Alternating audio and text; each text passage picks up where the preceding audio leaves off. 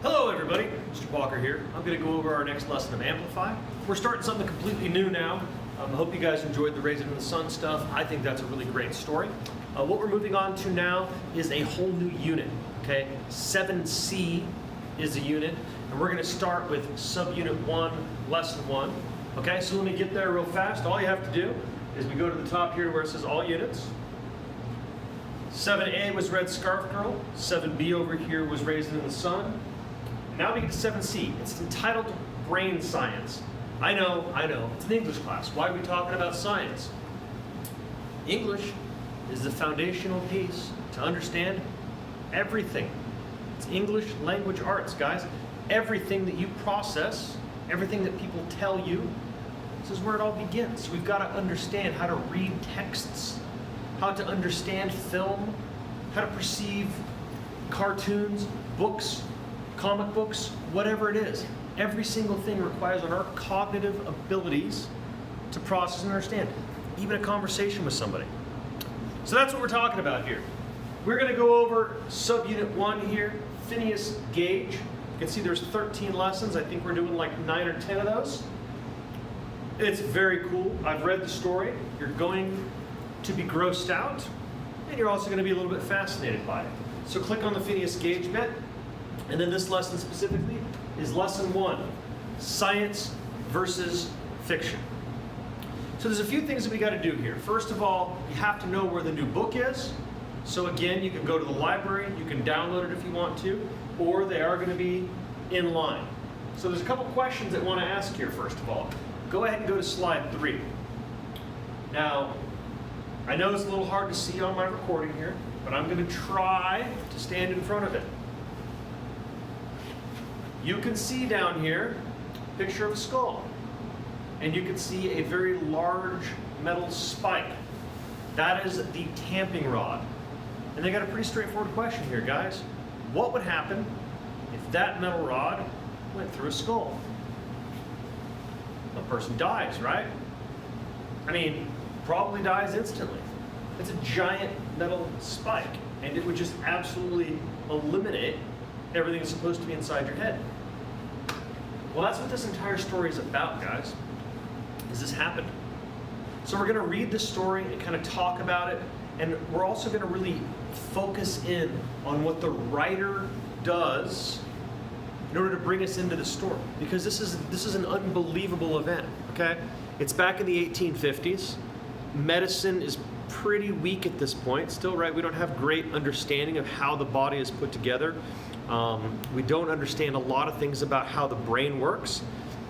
And so this really gets into what happened. What happened to this guy? So, come with me. We're going to go ahead and you can go to 4. That's the new text if you want to. That is the story that we're going to be reading right here. Oops, don't need that. Horrible accident in Vermont.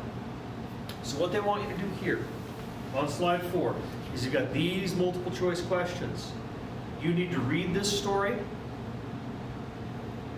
and then you need to answer the questions. And there's 2, 3, 4, and 5. That's it. You need to do that. That is the first thing I'm going to grade.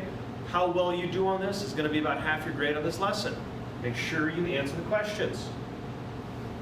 Then, we're going to talk about how things take place in this story. On slide number 5, they actually have 5, I believe, different sections. Okay, 5 different little sections to read: A, B, C, D, and E. It says to get together with a partner. Look, we don't have any partners. I'm sorry. That's just the way this world works. Pick a passage that you like, that it grabbed your attention, and I want you to explain why it grabbed your attention. See, for me, a lot of different things will be effective in getting my attention. You know, you can do it by being terse, angry, right? You can scream at somebody, "Bye, you listen to me." That'll get somebody's attention. You can get somebody's attention in your writing by being deliberately sarcastic, right? A lot of people do that, right? "Oh, I can't believe this idiot again," right? You can do that. There's lots and lots of ways to get a person's attention with your writing. How does this get your attention? Does it pull you into the story? Does it conjure an image in your head that you feel like, yeah, man, I am right there with that? See, one of the things that I think that this story does is a lot of showing. And I want you guys to begin to understand the difference between showing and telling.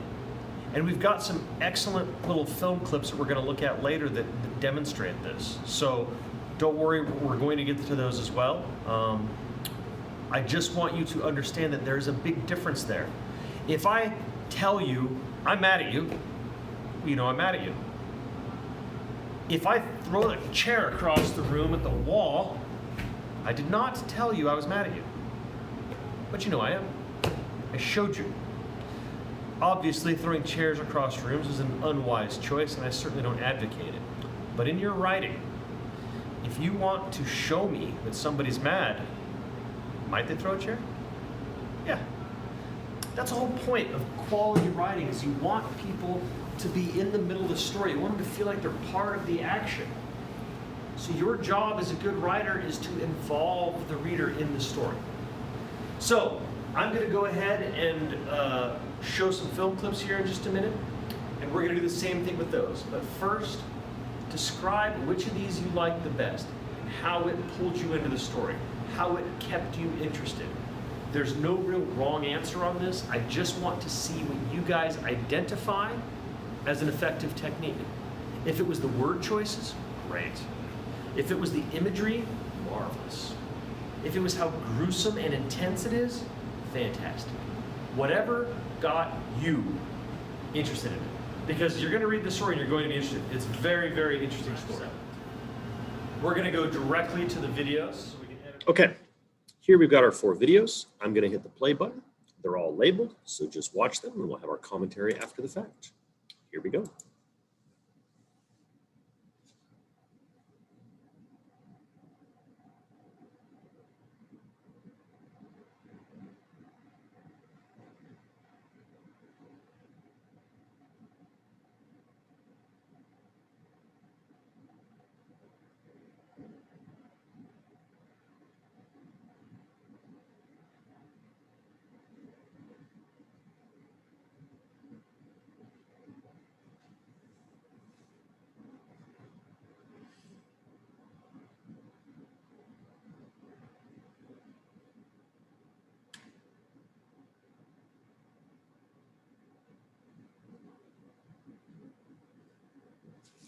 And that is all 4 videos. Thank you.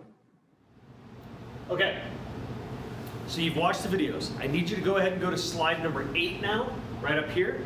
And there's 3 different questions here about these 3 different videos. And all you have to do is answer the questions there. This is the other half of the grade. What did you see? How did it make you feel? And what grabbed your attention? You see, film is a lot like writing, guys. They use different things in order to get you involved, to make you feel like you're in the middle of the action. It can be clever ways of framing things. It can be background music. It can be facial expressions, whatever it is. But on each of these videos, I want you to pick something and just tell me, like, how did it make you feel? What did you really notice about it? Okay? What grabbed your attention in this little short clip? That's it. That's all you have to do. That's half of it. The other half is those multiple choice questions, and you'll have full credit. Thank you guys so much. I will see you for the next video.